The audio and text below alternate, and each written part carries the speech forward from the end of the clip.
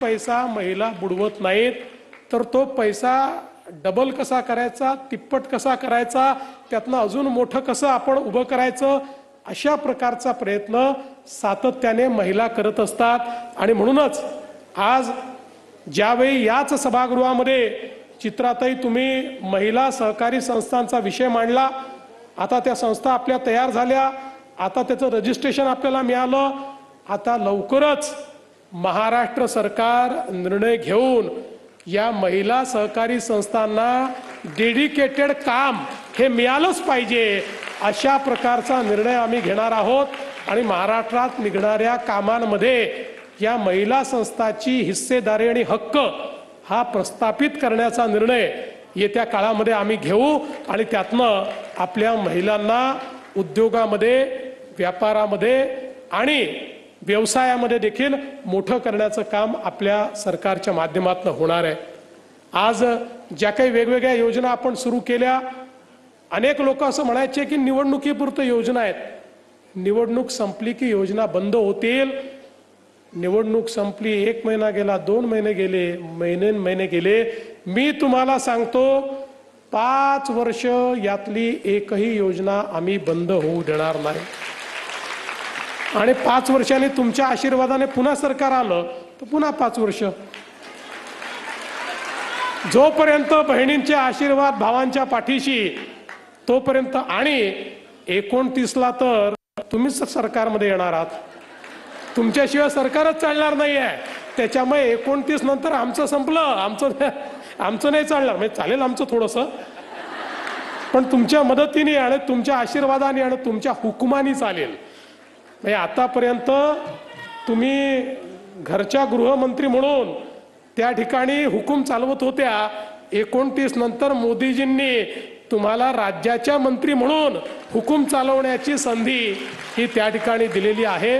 पण मला या गोष्टीचा आनंद आहे की यामुळे निश्चितपणे एक राज्यामध्ये गुणात्मक परिवर्तन होणार आहे।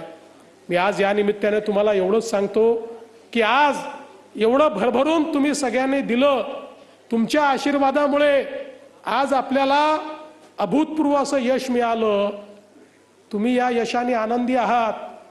पण काही लोकांचं अजूनही त्या ठिकाणी समाधान झालेलं नाही, अजून ते तोंडावर पडले, थोबाडावर पडले, मातीत मिळाले तरी देखील सुधारायला तयार नाहीत। रोज म्हणतात वोट चोरी, वोट चोरी, वोट चोरी। यांचं डोकं चोरी झालेलं आहे, त्यातला दिमाग चोरी झालेला आहे। माझी विनंती आहे माझ्या सगळ्या लाडक्या बहिणींना, 25% यांच्याही करता आशीर्वाद मागा की यांना सुबुद्धी येऊ, यांच्या डोक्यामध्ये थोडी अक्कल येऊ।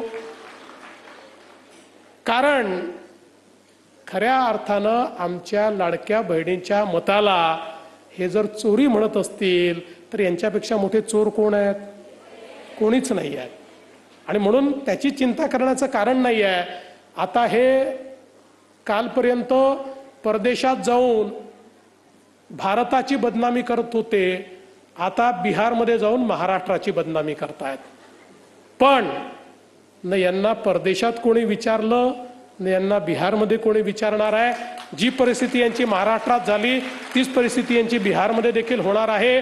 कारण मोदीजींसारखा नेता जो देशाचा विचार करतो, जो आत्मनिर्भर भारताचा विचार करतो, त्याच्या पाठीशी संपूर्ण देशातली मातृशक्ती ही उभी आहे।